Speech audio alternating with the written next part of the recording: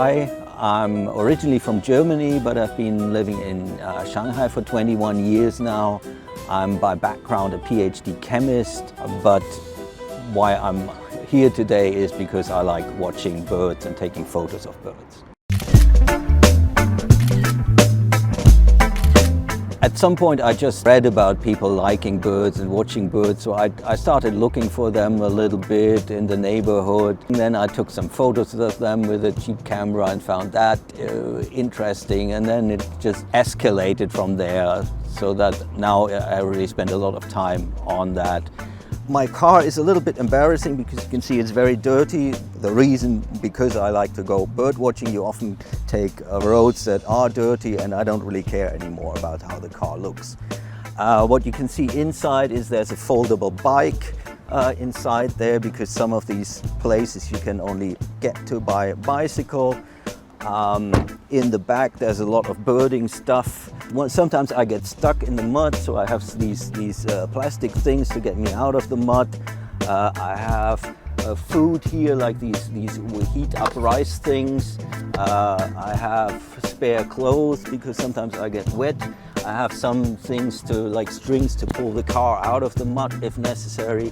And I have some things to prepare to hide myself from birds, like some camouflage nets and stuff. I would say there are 3 places I really like in Shanghai. In winter I like to go to Chongmingdongtan. That is where you can find cranes and raptors. And another place for winter is Tianmashan. That's where some birds, forest birds, winter that are hard to see elsewhere. In summer, particularly during migration, Nanhui is a great place. There is this thing called the Southeast Asia Pacific Flyway, which is essentially a migration route that the birds take when they breed in the north and spend the winter in the south. And Nanhui is on the coast and it lies on this flyway, so you have a lot of species that are usually not in Shanghai but on migration just for a few days. They pass through that because it's on that flyway. That makes it very interesting.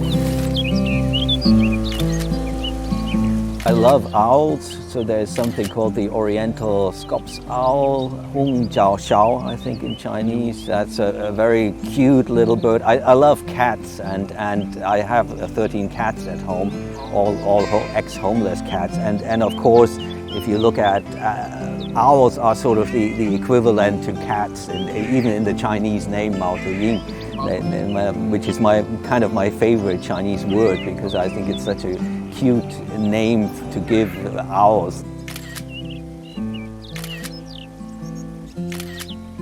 Compared to just watching birds, I think it's good because you can spend more time with the birds, you can appreciate the beauty more. And the other thing, there's something you can share with other people. I have 2 different websites. One is one where I just post my photos, just if you want to look at beautiful bird photos, that's one thing. And the other is a lot more work and maybe more challenging. It's a cooperative blog website where different authors write about birds and their experiences with birds. I write some for these, but I have like 20 different writers. We have about 2 new posts every day. It's 2 things. One is I just like communicating with people, sharing things, writing. And the other is I think the more people know about birds, care for birds, the better it will be for the birds.